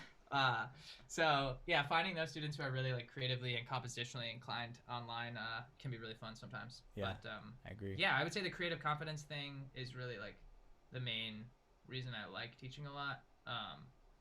Yeah, but I think the ideal life for me still is getting out of San Diego regularly, flying, doing shows, and then coming and returning back to Southern California. That's the ideal life, would be more performance oriented, and I'm working towards that. So. And I'm curious, do you have any any shows lined up coming forward? I do, actually. Yeah, I have quite a bunch. I could text you this thing. Well, let's see. You could Actually, text me. this is funny, Brandon.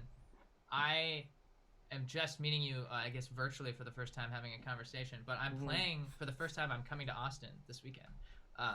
This weekend. Yeah, dude. I'm playing a show. My homie in Austin like hooked me up with a house show with his friend on July 4th. It is like a holiday, so if you have plans, that's totally fine. But Oh no. I should get your number from Matt or something, and if you're just chilling, ask the hosts if they're down. What friend? To, like, What have friend?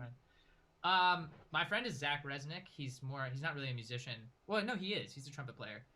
But he's more into like tech and crypto as his occupation, and he contacted another friend of his to host the party. But yeah, but I'm coming to Austin for the first time this weekend, so I'm just stoked on that. Oh yeah. Yeah. Let's get each other's info. That's sick. Yeah. Matt can text me your number. But yeah, so I'm playing a show in Austin for July 4th, which will be fun. Then I'm playing a show on July 16th through this company called Connect San Diego. They're really awesome. They do a lot of really fun shows.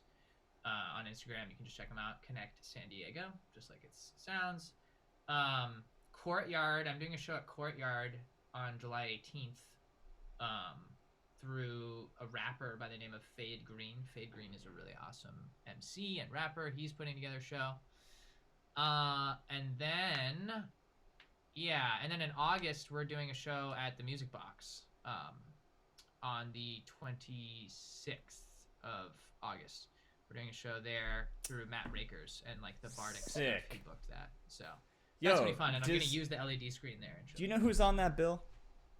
It is currently Thumpasaurus. Oh fuck. From LA, and yeah, we're bringing them down. I hit up Logan, the bass player. Yeah, I heard about that. Yusuf was telling me about that. The house show, right? August 6th. Oh no, that's different. Oh, I don't know about that, but this is the 26th, later in the month. Oh no, yeah. Anyways, we're doing this Music Box thing. That is also with Fistfights with Wolves, Matt's band and Anastasia's band, and then Kusha has like a project that he wants to play on it too. So cool. That's like a 4-band date that we're doing. And then in September, dude, I think this is very much on the down low. I'm like still waiting on a contract and stuff, but I think I'll have some shows in Seattle and Portland, which will be very exciting. Cool. So yeah, sounds fun. This is good, man. Oh, that dude, feels... it was crazy to just look at those dates. They kind of all came in really quickly in the last like 2 weeks, and I was just like, wow, performing. Yeah. It's gonna be exciting. Did they hit you up, or were you hustling? No, most of them I had just like been like for Connect San Diego. I just went to hang out with Rob at the venue and stuff, and then he was like, "Yo, I'm organizing this event." It was a classic example of like online hustling and just emailing and texting and not showing face, just like totally not working at all. Yeah. And then, you know, like you show up and you just go outside of your house. It was really after I got vaccinated, I just started like going and hanging out with the people who curate events, who I also really like what they do creatively. And then of course things just like happen. That's what's up. So That's what's up. it's the way you did it, dude.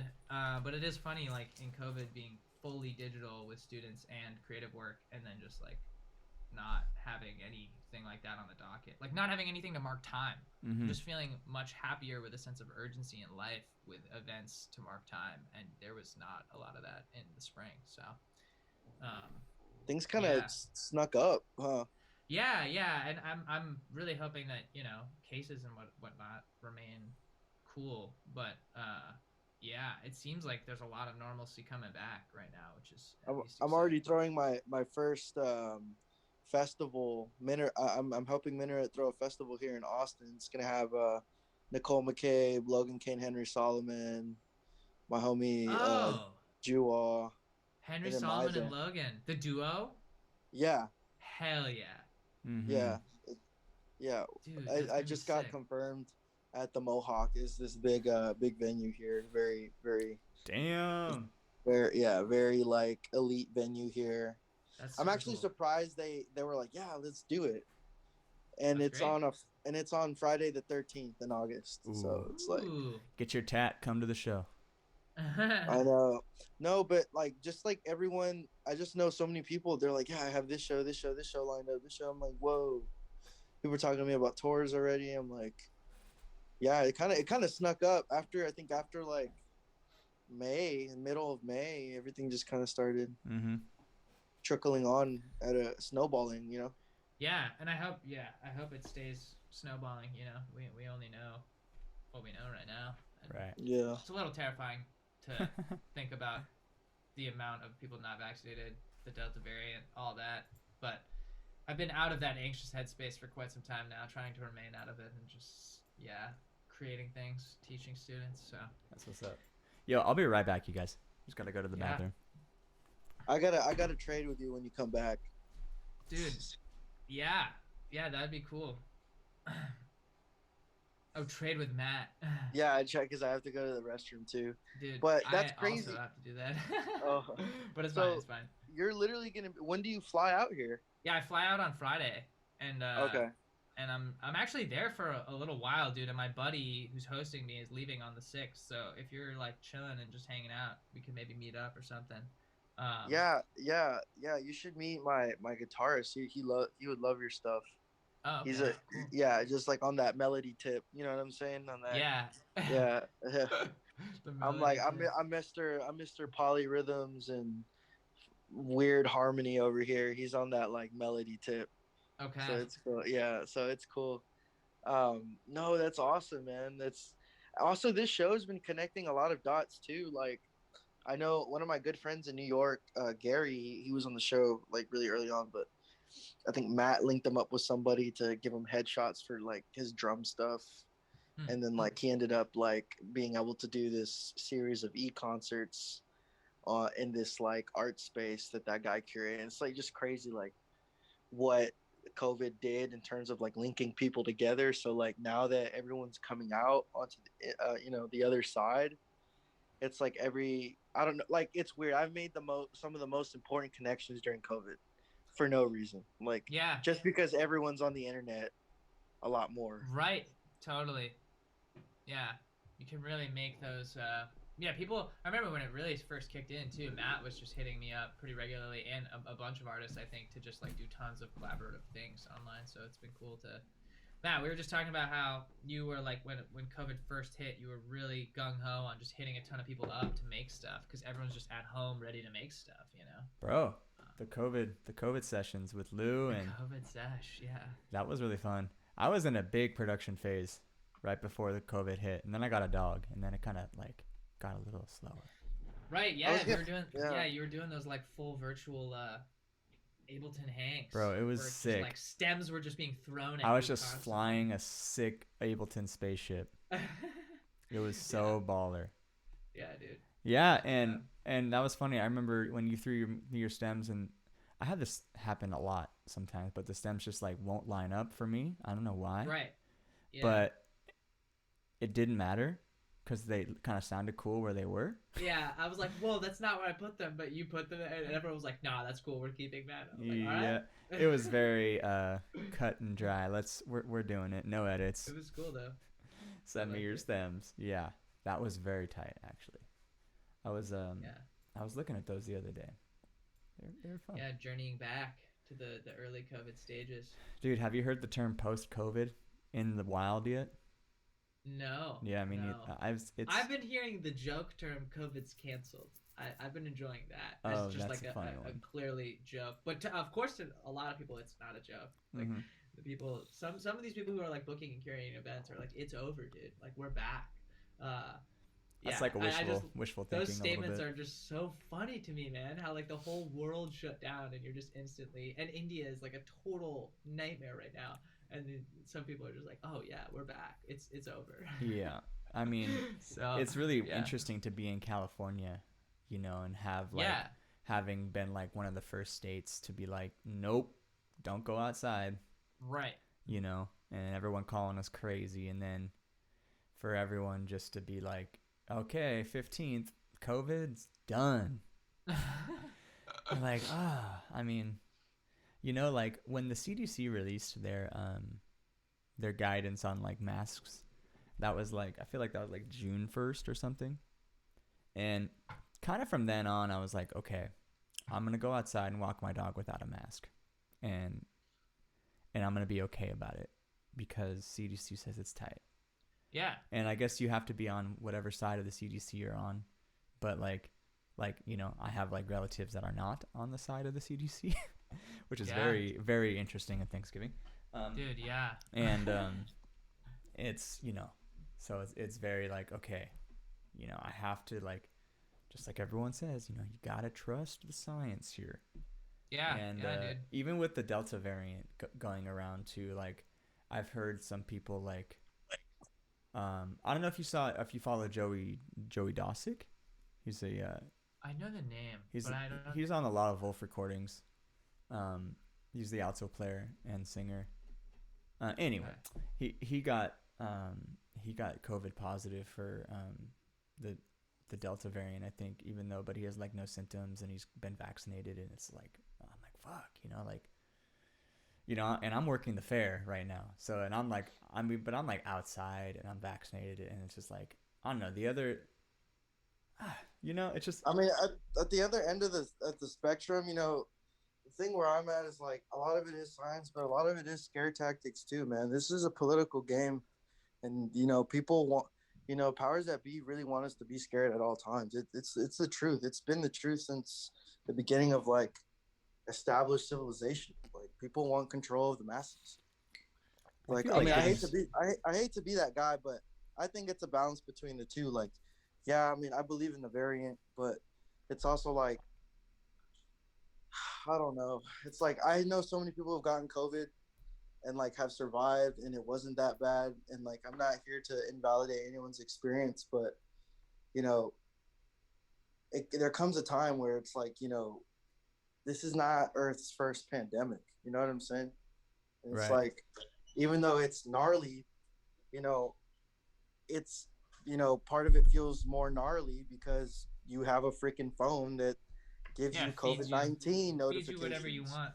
Yeah. You just, I think you're mixing, you know, they didn't have social media in 1913. You know, like they didn't have you know, a really shitty ass president that was like leading the whole thing and like dividing the whole goddamn world. Yeah, dude, amen. So like there's, to me, like, I don't know, I agree with the whole, like, you know, maybe a lot of it is fear, but part of me also agrees that you do have to like use fear as a tactic. Like it's not a bad thing to, maybe I'm like selling myself short about like fear is good, because like you have to like scare people in a way to like make them to do the right thing. That's safety and responsibility, you know. Sure. It's not like fear tactics is like manipulation.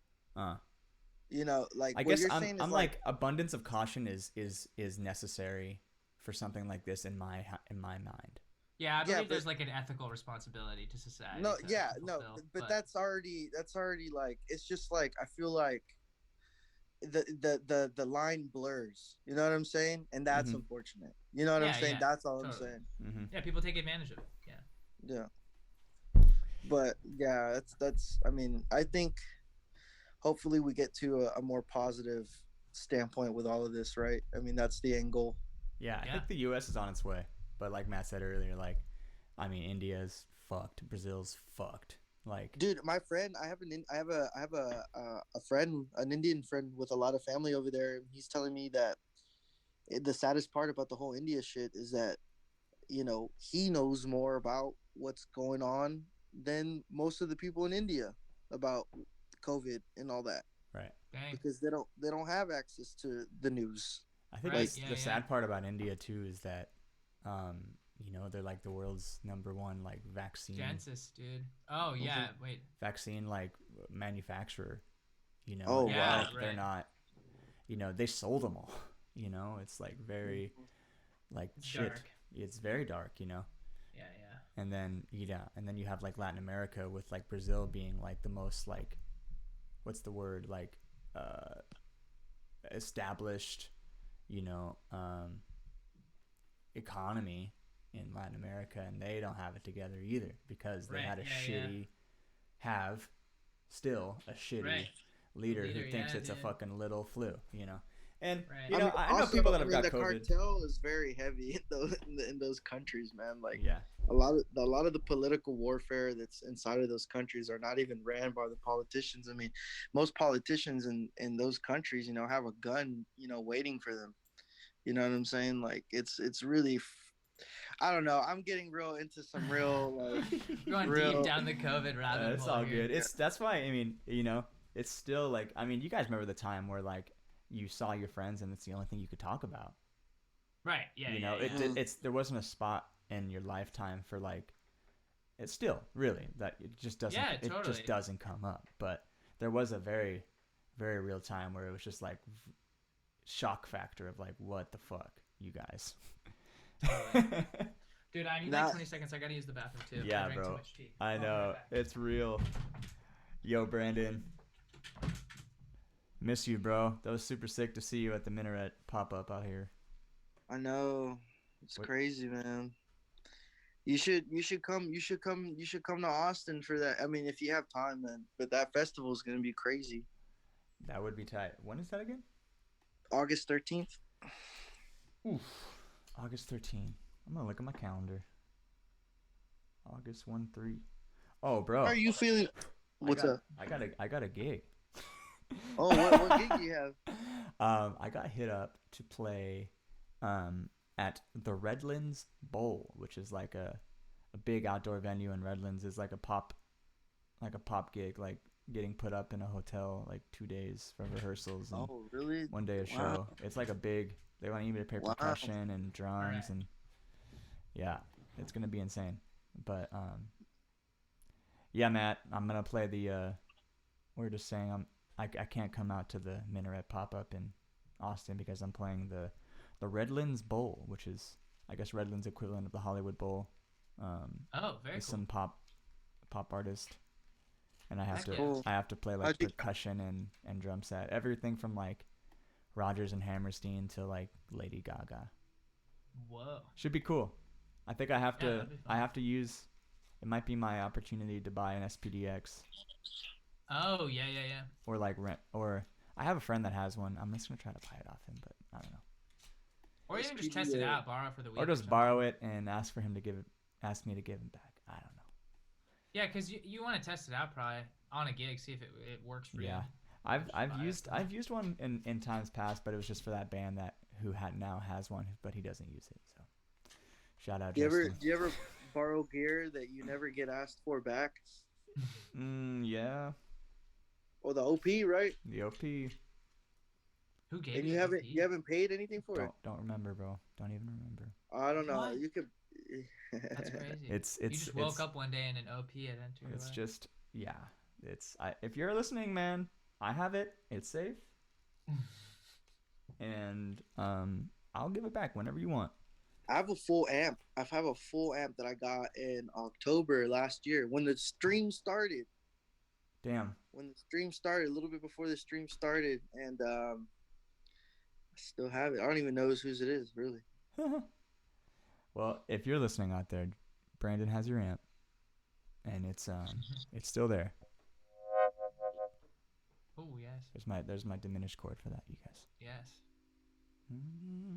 How are y'all feeling though, anxiety wise, like with the state of the world? Y'all feeling a little better? Y'all feeling what do y'all really feel? What Dude, yeah, the real question. I guess that's the COVID mental question. Yeah, I definitely went through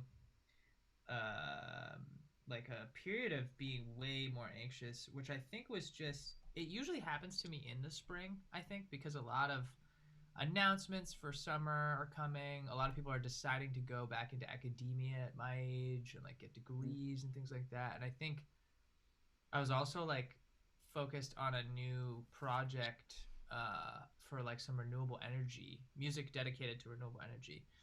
And I was applying for grants and stuff and like not making music. So it was this combination of like academic writing Hmm. for potentially no payoff, and Yeah, then yeah. like not making a lot of music and having that stress of just like, will things come back in the summer? Are things going to change? I think another thing for me is like, as normalcy resumes, a lot of my students are going to ask me to go back to commuting to them, and I really don't like that, frankly, because I hate Same, sitting in bro. traffic, and it's just saving me so much time and money also to like teach from home. So I think a big decision also in my brain that I was like vacillating between is like, do I just put my foot down and be like, come to the studio or virtual?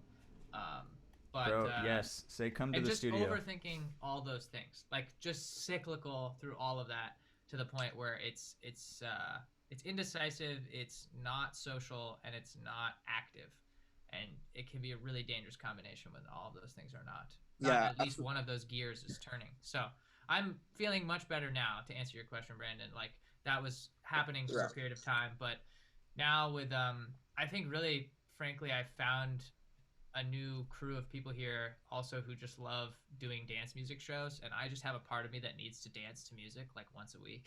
Hmm. And that's been like really cathartic and helpful. And then yeah, having some stuff lined up for, I haven't played my show that I've been making since quarantine hit. I haven't played it out for anyone until this July 4th show. So it's In like, Austin. Oh yeah, wow. yeah, I haven't Wow. played, I haven't performed my project really for like Wow. over a year. So that, I think it's just that the excitement for that happening That's a couple crazy. That's times. crazy that I'm gonna get to see it first. Dude, I hope. Yeah, dude. Hopefully it's not on like 2 hour drive away from you, but I don't think Austin is like crazy big. So, or Oh it no, is. But... Austin is small. Oh, okay. All right. Yeah, Cool. Austin is small. Austin is super small. It's not like that's the thing. Like in Texas, like it's not like in California, motherfuckers just be like, I'm in LA. Really, they're not really like downtown LA. They're like they're like in Reseda or some shit. You know what I'm saying? But Yep. like here, it's like if you're in Austin, it's Austin. Okay. The county. Travis County's not that big. Gotcha. Um, Oh where yeah, yeah, sorry. The COVID question for both of you guys too, if you haven't already answered it. honestly, I'm excited. I'm kind of like letting things go. Honestly, like I was tripping on COVID for like maybe the first 3 weeks, and then I was like, if I'm gonna die, I'm gonna die. You Whoa. know? All right, so you just made a more executive decision from the get go. Yeah, I was just like, if I'm gonna die, I'm gonna die. Like I don't know, like I felt really like I need to push this hard. I need to make this album. Like if I'm like, I need to, because who knows, I might die.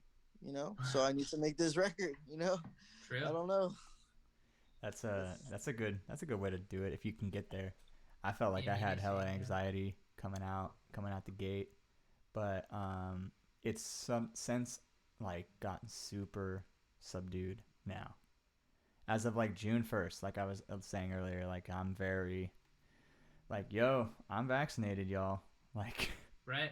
like, I had gone to Nashville right at the um right at my 2 week mark after my second vax, and I was like, yo, like I'm here, I'm in Nashville. I was also wearing the only dude in Nashville wearing a mask most of the time. So Wow. but ever since then, I'm like, okay, like let's hang, Dude, let's kick it, my attitude once getting vaccinated was similar. It was just like, we don't even know how long this will work for, but we know that it works now. So Yep. like once I had the vaccine, I was just like, now is the time to do stuff, like get your health back up if you Mhm. can, really, Mhm. because we have no Yeah. idea if it'll take another plunge in like 4 months. Who And I knows? also think like my bubble game was really strong. Like I had a pretty solid bubble of people that I guess in the thick of COVID, like you had to rely on some sort of trust, and Right. otherwise you just weren't gonna get it. Like, and so I was like super trusting, like of all my friends, like Mac and Ed, for instance. Matt were Yeah, like yeah. very about like I would even ask to kick it with like Mac, for instance, and Michaela were very like, no, we're not kicking it because we have to go to Arizona in 2 weeks and see my family, so we're gonna Right. you know. And I'm like, okay, like there, I don't know, I had a lot of good role models Yeah. of that, Totally. you know. And even my parents were pretty on board, you know. At first my mom was like very not very like lax, let's put it that way. She wasn't like, my mom watches MSNBC, you know, so like she's on a very far left side of politics, but like still was like a mom about it. You know, it's like, no, I want to kiss my children. I'm like, and so I had to like tell her like, no. It's like, I know. I think maybe a lot of people had to put their foot down with their parents to some degree. Yeah. You know, it's a very I like to think of it as like, or the way I describe it is like a very revealing and also very productive time. It's very revealing of what people's priorities are, and it's very productive in the sense that these new, like, this crazy amount of change, I think really brings about questioning what means the most to you. Like, do you have to see this person in person? Like, is that something that really means a lot to you? Is spending the 2 hours that you usually did with your partner that is now suddenly 12 hours not functional? And is that indicative of some major issue? Like, divorce lawyers had a crazy influx of work when they had a kid. Fuck, that's so horrible. Like, it's terrible, but at the same time, and I think we're still coming out of this fog of the whole experience, but I still look back at it as like, I think it's going to be one of the most productive years, as dark as it is. Like, it's going to be, it's revealing and productive. Yeah, couldn't agree more, man. It's because motherfuckers are getting pressed to that point. Like I said, it's like, some people are like, I might fucking die. Like, fuck it. You know, like, who knows? Like, might as well do what I wanted to do my whole life and not look back, you know? And that's like, I mean, me, I'm very fortunate. You know, I didn't realize how fortunate I was, because I mean, I'm very young. My parents are young. They had me. My mom's only 18 years older than me, you know? Yeah. So it's like, it was never a scare, you know. I was never like, oh, you know, my parents can get sick and die. You know, my parents are young. Yeah. And even my grandparents are really young. And both of my grandmas got COVID very shortly, and it went away very shortly. So we all got strong genes. We all eat really healthy, and we all are really like health conscious. So like, I was never really worried during the pandemic about my family, mainly because that's a great, that's a lovely position to be in. I mean, I was thinking similar, like age group wise. I think being in your 20s, as much as it sucks having a year of your like prime, quote unquote, like revoked, or even in your 30s too, like being able to tour and move around as a musician, having the ability to do that, and the partner or the sport or lack thereof of a partner, and freedom in that regard to move around, like, and then your parents not being of age and you don't have kids, like, even like 10 years from now or something, I teach some people where like their parents are coming on at the end of the lesson, like, I'm drowning, I have to like raise my children because they're not going to school, and like I also am working, and I'm like driving myself insane, and this is the one source of sanity where like you're essentially babysitting my young child and teaching them music, you know. It was just like, it was like a whoa, that's really real. And I'm also super glad that this is kind of happening at this time, especially for me. I was trying to learn some new visual things, and I could just like lock myself in my room and like do that. So yeah, COVID was definitely a nice break. It was a nice break. It was bittersweet. It's bittersweet. The drum stream came about because of COVID, so, you know, I guess there's something positive out there, you know. Definitely. You know, on the whole teaching and the babysitting part, though, like, you know, Bex is a teacher, so like I got to see how teachers are doing it, and it's, you know, there was like part of the world that was like, get the kids back to school, and then I'm on the side of like, don't kill my wife. Yeah, right. You know, so it's like, there are so many people, like, you know, politicians, just people, you know, parents. It's like, I felt for you, but, you know, I was just like, no, dude, do not infect my wife. Like, you don't understand. Like, I mean, I can understand like vaccinating kids, but you can't keep a mask on a kindergartner. You can't keep a mask on a second grader, you know. And there's just so many, like, as there are politically diverse people, like, in the schools, it's the same thing. Like, I was talking to a student of mine who's in high school. She says, like, all these Republican boys and whatnot just walk around the halls and don't give a crap. They're supposed to have the masks on, but they don't. And it's just like, you can't control that, really, in that saturated, like, crazy environment. Like, I mean, to a certain extent, not that well, you know. Right. You could try to punish these kids, but they're gonna, they're gonna listen to their parents and Yeah. get fed the whole tax talk and then not give a shit. You know what I'm saying? And then they're gonna move to Austin, dude. Yeah, bro, that's Yeah, right. well, Those pay that's the thing. taxes. The That's mass the thing too, migration happened in this past year too, bro. So many people moved. Yeah. dude. Y'all Cali motherfuckers just coming up over here and taking everything. God damn, Oh, y'all I'm New sorry, Yorkers dude. and dude. No, it's crazy.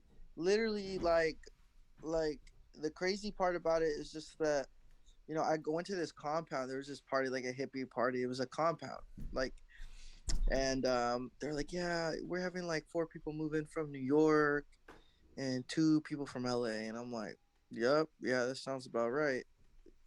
Everyone was, I mean, it's because, I mean, it's different here because I don't think it's gonna close again. You know, Oh, it Grant's here. Just moved to Baltimore. That's what's because up. I know Yo. y'all talking about plunge with the D variant over there in Los Angeles Yeah. or in California. I think Texas is done. I don't think Texas is gonna give a shit ever again. I don't think. I think, I mean, the South is different. People really don't care out here, and I'm not one to say that that they're 1,000% right or wrong. I think that it's a balance. It's a health hazards are important, and a balance between you know evolving from this and keeping people safe is Mhm. necessary. But dude, Texas is crazy. I don't think Texas is gonna give a shit for a long time. Dude, I learned this week that Austin's slogan is "Keep Austin Weird." Is that a thing?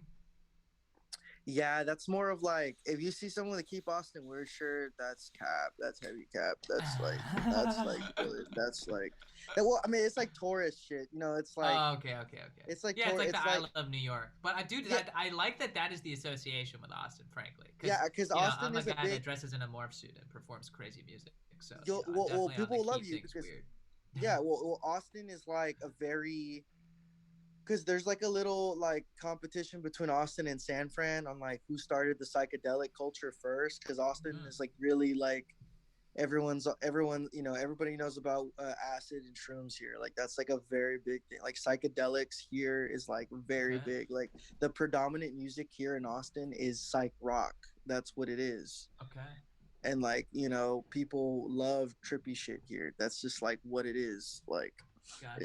it's a liberal town in Texas. That's probably the most gay and liberal and most drug oriented city that is here. And It's a It's crazy blue that it's in blue Texas blip to on me. a red map. Yeah. Yeah, it's exactly. purple. Yeah. It's purple here. It's purple. Yeah. All right. Yeah. It's purple. You have it's crazy because you'll be on one street. You'll see a bunch of like Mexican flags and gay flags, and then you'll see like you know Republicans right next right across the street. It's weird. So Yeah. Yeah. everything's mixed. Gotcha. Bro, It's fun though. You'll have a good time. Who's on Dude, the I'm bill? stoked to come out. I'm definitely stoked to come out. I've You'll never love been. it. You'll love it. It's Yeah. cool. I'm really What excited to go. you know who's on the bill? It's just me. Oh Just like a wow. house Okay. show. It's really just a house show. I'm gonna be like DJing and playing to some tracks that I really like, but then I'm also gonna do like a full adulting album thing. I'm gonna run it all the way down, so that's like 50 minutes, and then there's another set with like the Super Smash Bros. Theme, the Indiana Jones video, other things as well with covers. How That much I'll do like a 30. luggage are you bringing? Dude, it's great. Like my like MIDI keyboard fits in my carry-on, and then I ship the mallet cap breaks down into 2 pieces and goes Mhm, into an SKB hard case, and mhm. that fits my audio interface and a mic too and the foot pedal. And so it's just like a single checked hard case, and then my carry-on with like clothes and a MIDI keyboard on my laptop. Yeah, Okay, nice. You packed light but efficient. That's awesome. yeah, yeah. It's good. well, damn, y'all. Benefits of not having too much gear, but This is this took a very awesome turn oh going to the COVID talk here. yeah. Yes. I do want to bring us back to the present Yes. just for a sec. With all these shows coming up, Matt, what's the one thing that people should expect or not expect at your shows going forward? Okay. I mean, let's see. I'm gonna do most of the shows I'm gonna do are gonna be the full like adulting thing, Rundown. Which is your new and- record.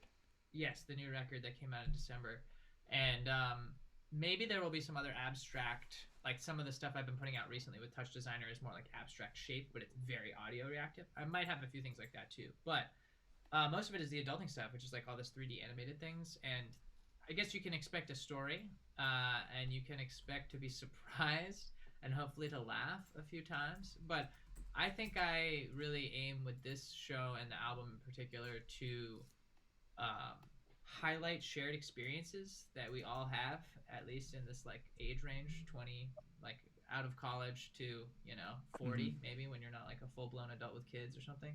But yeah, these shared experiences that we all have, and I think it's COVID has been a time to try and point those out, what we do share, especially when there was a lot of political division and just people isolated at home. So trying to bring that energy out in the summer more, and they can also expect lots of crazy notes and sounds to be coming out of my instruments. all 40 to 50 of them. Yeah, right. Yeah. Well, I think I don't want to get too crazy, but I think it's a good time to cap it here. Yeah, dude. As we approach 2, and I need to teach at 2:30.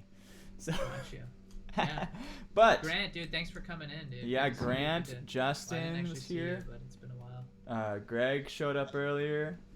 Everyone that's still here, thank you for watching. We're gonna. Oh, Max Kelly's in here. What up, Max?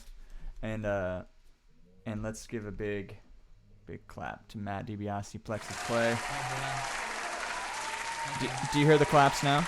I do hear the claps. Okay, now, dude, good, yes. good. As well. Dude, one last funny thing Yes. was there was when Spotify was telling you like the song that got you through it all, or like through the pandemic, they make you the little curated things. Yeah. I saw this amazing photo that someone took where it was the song that got you through it all for musicians, and it was like audience applause as like a track, like missing the audience Jeez, applause. is that a meme? Anyways, yeah, I guess it was a meme. Yeah. Fucking A, but- dude. Sorry, you're about to say something else. Lastly, as everyone that's here, we always like to throw this on at the end. Yeah. We want to crank the snares. There is a donate page or a donate button on our about page on our Twitch. You can donate and keep the lights on here at the drum stream. It does take money to keep this thing going. Domain names, graphic people, all that stuff. Appreciate Yeah. all the donations you can give. Again, you can go to our about page and chuck us $5 for a coffee or something. That'd be nice. Okay, let's roll on out of here, you guys. I really appreciate it, Matt, Brandon. Yeah, thank you guys for hosting and doing this since the start of quarantine. And I do believe I should announce here, in case anyone is going to check us out in the next 2 weeks, we're going to be dark. I have stuff to do on Tuesdays at 2 for the next 2 weeks. But coming down the pike, we do have really great people coming through. So if you haven't subscribed to the drum stream, please do. And check us out. We'll make sure we post some cool things in those 2 dark weeks so you don't forget about us and we don't get lost in your algorithm. So, all right, y'all. Well, that's about it. Cool. Let's get out of here. Boom. See you guys. All right. Appreciate Peace it. out. Much love. Hopefully, I see you on July 4th. Oh, he did. Peace out, Brandon. Oh yeah, peace.